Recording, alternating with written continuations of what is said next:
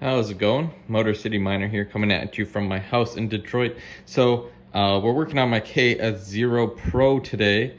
So you can see that, I got the whole fan and shroud set up and it pushes air through because I overclocked it. But honestly, this one's always been horrible and I've been meaning to get to it and I just haven't had time. It can do all the overclocks. The problem is, for some reason, I don't know what's going on with the original paste and everything in here, but it's horrid. Like, it pretty much overheats on every overclock except the 260 gigahash one. Again, it can run on the other ones, but after like 30 minutes it turns off because it gets too hot. Like, even with this giant cooling setup, it still gets too hot. Like, the chip is always at 79 degrees Celsius. And that's like in the GUI for Ice River, not in like the actual like chip temperatures that you can see like with T-Swift's tool or something like that. So this one's just been horrible from the factory. So we're gonna open it up today and replace the paste, add some new thermal pads, and I'm also gonna be adding the MOSFET radiators as well, and maybe we can hit actually higher overclocks. Well, we're starting to get this open and we can already see some problems. So this thermal pad's just so dry that it actually just like straight up cracked when I pulled it apart. So I'm gonna be removing all this. Still gotta remove the board so I can get to the other side and the actual chips. All right, got the board out finally. So you can see all 12 ASIC chips. There was actually a decent amount of thermal paste. It mostly got stuck to the top when I took that off. But it is a little dry, so I'm hoping this is the issue. But I really don't know. It's just always been a really hot KS0 Pro compared to my other KS0 Pros. So hopefully this will help, but yeah, don't really know. But we're gonna take off this old paste, put on some new paste and some new pads on the backside and see if it does any better. All right, got our chips nice and clean. Obviously, there's no way to get off all the thermal paste. It just kind of goes into all the nooks and crannies and everywhere. But at least got the surfaces completely clean. So should be good to, apply some new thermal paste, put it back in the chassis, and get hashing again, hopefully. All right, got the board back together. So now it's time to, or at least the board remounted. So now we got to put the pads on these gold bars, as well as I'm gonna be adding heat sinks to the 4 MOSFETs there. So, or MOFETs or whatever the hell they're called. I really don't know. But yeah, so we'll start that process here and hopefully it goes pretty smoothly. There they are, the cute little, tiny little heat sinks. They are so tiny, guys. Like, this is my finger for scale.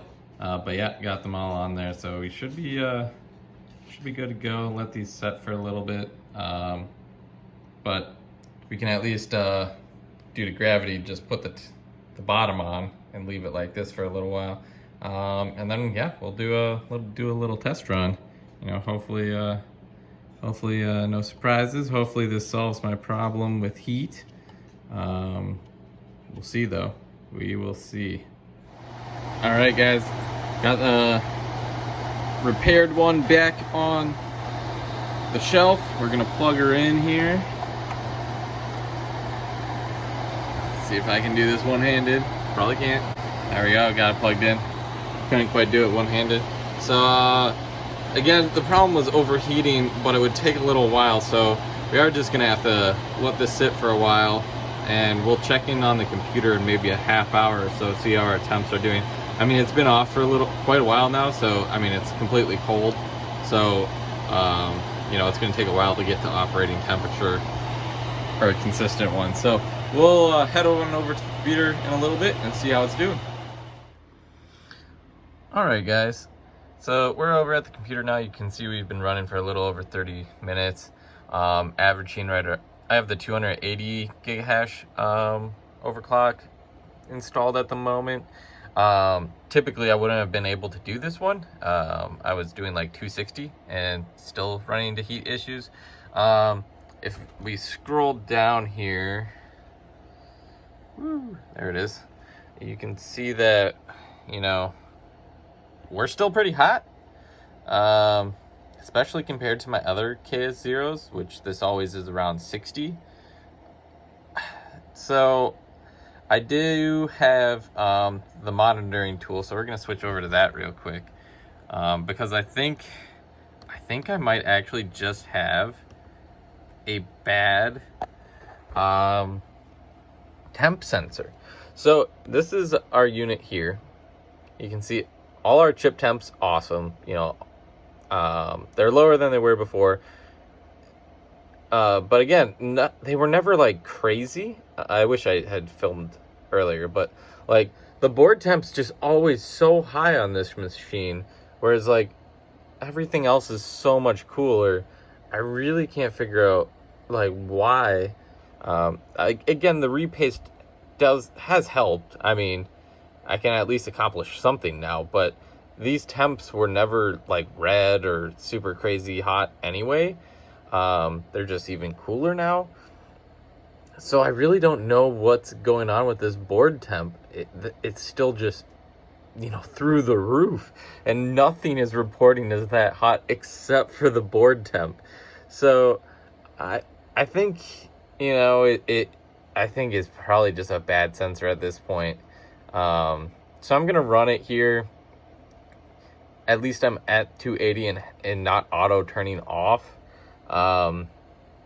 Again, if this sensor is just bad and off by 20, like even if the actual temperature is like, you know, say it was 64 before and now it's 60, you know, those 4 degrees with whatever this offset is may have been doing me in. So at least we can run it. So I'm gonna let it run for a couple days here. Hopefully it no longer turns off. I'm just gonna honestly disregard this 76 degree temp. I don't know what is causing it to be so high. Everything looked good on the board when I took it apart. I don't know where the sensor actually is, but clearly it's got to be misreading because the chip temps are all fine. I mean, everything lines up with the other machines I have too. So if I switch real quick, let's see. We're gonna switch this to my other KS0. And you'll see that pretty much now everything is the exact same, like intake, board temps.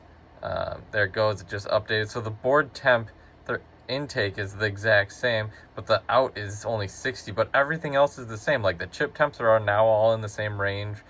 Honestly, on this one, it's a little hotter, probably because I haven't repasted it.